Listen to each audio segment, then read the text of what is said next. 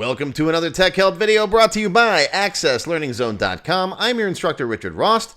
Today's part 33 of my fitness database. We're continuing working on the calculate weight plates algorithm, where we're figuring out, you got to do 100 pounds, and you got these plates, and what do I need for the plates? All right, so let's get back to it. All right, next up, we will need a text variable to store our final results in. So let's add result as a text. And let's start that off. We'll probably put that outside. We haven't actually started the loop yet, but we'll put it up here. We'll say result equals target and target weight and pounds. And VB new line. I'm going to put a new line after every character, just so you see it here, right? It's going to go 100 pounds, and then each one will be on its own line, okay? And obviously, for those of you not in the U.S. using a proper system like kilograms, adjust accordingly. Okay. All right, now we need our record set loop. So we're going to come in here, and we're going to go while not rs.eof. I always like to do my pieces of bread first before I put the meat and the cheese between them, right? rs.move next, and then when. And we're all done. rs.close, set rs equals nothing. All right, I get that set up first before I start working on what's in the middle of the loop. Because then I always forget rs move next, and then I always sit there with an endless loop, and I got to kill access, and it's not fun. All right, let's get two more variables for the plate weight and the quantity owned. So we'll just call it plate as a long and quantity owned. QTY owned as long. And then we'll come in here and we're going to say plate equals RS plate weight and quantity owned equals RS quantity owned. Quantity owner? No, quantity owned. Okay. So now in the first loop, we're on the heaviest plate. So figure out how many of this plate we would need. Okay. And we'll need another variable to toss that into. Let's call it plate count as long. Okay. Now, a little bit of mathing. Plate count equals the load weight divided by the plate. But that could result in remainders, so we're going to int that. So if the math comes out to be, okay, you need 100 pounds and you're dealing with a 45-pound plate, all right, you're going to get 2 point something as a remainder. So we don't want that remainder. We just want how many whole plates. And so int works great for that. A lot of people think int means to convert to an integer. That's CInt. All right, they're two different functions. Int just takes your whatever your number is and just chops off the end of it. Chops off the decimal point. Okay? So now, if we got 100 pounds and we're doing 45-pound plates, plate count's going to be 2. But we might not own 2 of them. All right? You might only have one 45-pound plate that your Uncle Mike left you when he joined the Navy and whatever. So now we need to, we can't use more than we actually own. And this was something I wanted to build in here because I had this problem years ago where I was trying to do something similar to this for a client, not with weight plates, but, and it would say, okay, we need 5,600 of this product. And they're like, well, we only have 15 on hand. So, yeah. So we'll need another variable. Let's call it use count. How many you can actually use as a long. I know I started commenting all the variables up here, but I just want to, load weight kind of was, we needed, yeah.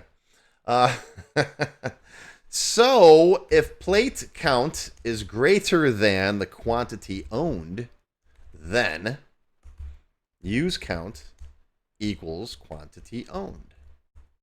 Otherwise, the use count equals the plate count. And pretty simple, right? If the number we need is more than the number we have, then use the number we have. Otherwise, use the number we need. Now, if for some reason that quantity is 0, like you might want to keep the entry in your table, but it's 0. Actually, we should probably use some kind of data validation for the table and not let them put in like -4. That might mess up the results. That's handled on the data entry side. I'm assuming here that all the data in the table is good.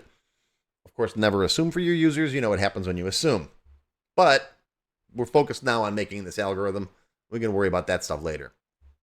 But when I am building projects, by the way, all these things always pop into my head. Like, oh, what if they put in negative numbers? I don't want to waste time figuring that out now. Always keep like a notepad or something on the side. Or even, put big comments in here like, check this. I do that sometimes too if I know I'm going to be coming back to this code. But I don't want to be distracted. Like I just got distracted talking about it with you. Anyways, at this point, add to result. So we're going to say here, if use count is greater than 0, because you might get down to the point where, it checked 45s. We need 2 of those. Then you check 35s. All right. Let's say you're doing 100 pounds. Don't need any 35s. So that'll be 0. We don't need them.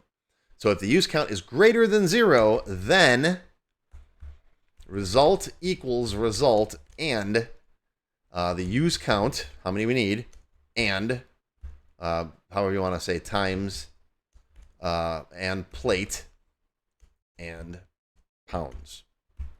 All right, so it'll say 4 times 35-pound plate and then a new line. Okay, now we need to, at this point, subtract that much weight from what's left. So the load weight, right, our load weight, the one that we're working on right here, okay, the load weight equals the load weight minus the use count times plate. Okay, use count is how many we used of the 45-pound plates. Now, looking at this will work, but I always like to use parentheses here, even though you don't need them. I just did a whole article on my captain's log about PEMDAS, right?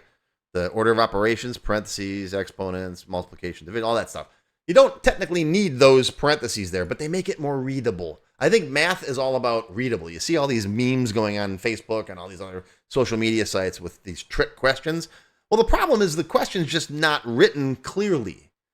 Right? Yes, there's an order of operations. Yes, we don't need those parentheses. I'm going to put them there because it makes it more readable. Load weight equals load weight minus the total count of the plates times the plate weight. Okay? That's much easier to wrap your brain around. Okay? All right. End if. All right. That's the end of our jelly inside the donut. So we're done with our while loop now. Now, we might have leftovers. And this is a situation where this catches edge case is like where if someone types in they need 136 pounds. You can't do that with the plates that we have, right? You get 245s, then whatever it works out to. You can get up to 135, but you can't get that extra pound that's left. Okay? So if the load weight, if we get down here, if the load weight is greater than 0, then we're going to just add it as a remainder on the end. Result equals result and remainder and load weight pounds not matched or not used or not possible, whatever. Okay, end if. And that should do it. Save it. Debug, compile once in a while. Let's close it. Open it, give it a shot. Boom. Oh, what'd I do? Oh, okay. I see it. Anybody figure it out? It's an easy one once you know what to look for. Pause the video, see if you can figure it out. All right. I was talking to you guys and I said that result is a text field. But text box is not the right data type for that. So stop that. All right, but text box is not what it should be. This should be what? String. And that's why it gave us an error, because you can't actually set a text box equal to that. All right? It has to be another object type. Okay, save it.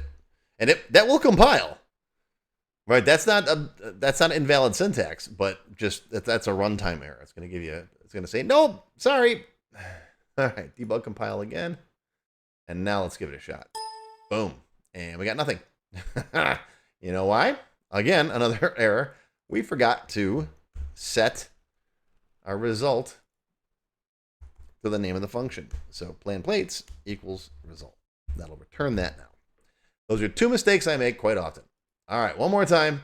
Go. Oh, look at that. 100 pounds. Two 45s and a 10. How about let's try 120. Go. Look at that. Beautiful. Let's try 121. 1 pound's not possible. Okay. Pretty good. Let's try 300 pounds. There we go. Now we're talking. Let's try more than I have plates for. So I've got, how many plates did I say I had? I forgot. 10? So 10, 45. So let's try 500 pounds. Okay, there's all 10 of them. How about let's try 600 pounds? See what it does. All right. Yep. See, now it's going into the 35 pounders. Perfect. All right. I think our algorithm's good. So now the next thing we have to do is divide everything by 2. And it's not just as easy as that. So we're going to add a little symmetric checkbox here, which I think most of the time it's going to be symmetric, right? 175 pounds, you need to know there's 145 pound plate per side, right? 135 per side, and so on. So we're going to do this addition in part 34, and we'll get to that tomorrow. So I'm not doing the whole tune in tomorrow, next bad time, same bad channel.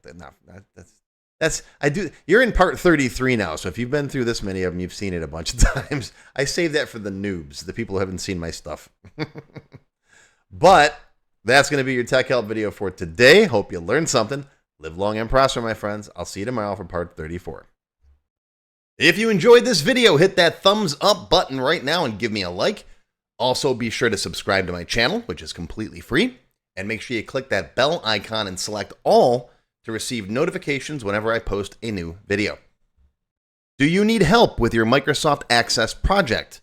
Whether you need a tutor, a consultant, or a developer to build something for you, check out my Access Developer Network. It's a directory I put together personally of Access experts who can help with your project. Visit my website to learn more. Any links or other resources that I mentioned in the video can be found in the description text below the video. Just click on that show more link right there. YouTube's pretty good about hiding that, but it's there. Just look for it. Now, if you have not yet tried my free Access Level 1 course, check it out now. It covers all the basics of Microsoft Access, including building forms, queries, reports, tables, all that stuff. It's over 4 hours long. You can find it on my website or my YouTube channel. I'll include a link below you can click on. And did I mention it's completely free? And if you like level 1, level 2 is just $1. That's it. And it's free for members of my YouTube channel at any level. Speaking of memberships, if you're interested in joining my channel, you get all kinds of awesome perks.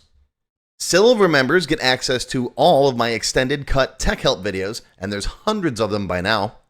They also get one free beginner class each month, and yes, those are for my full courses. Gold members get the previous perks plus access to download all of the sample databases that I build in my Tech Help videos. Plus you get access to my code vault where I keep tons of different functions and all kinds of source code that I use. And gold members get one free expert class every month after completing the beginner series. Platinum members get all of the previous perks plus they get all of my beginner courses, all of them from every subject. And you get one free advanced or developer class every month after finishing the expert series. And you can become a diamond sponsor and have your name listed on the sponsor page on my website. So that's it. Once again, my name is Richard Rost. Thank you for watching this video brought to you by AccessLearningZone.com. I hope you enjoyed. I hope you learned something today. Live long and prosper, my friends. I'll see you next time.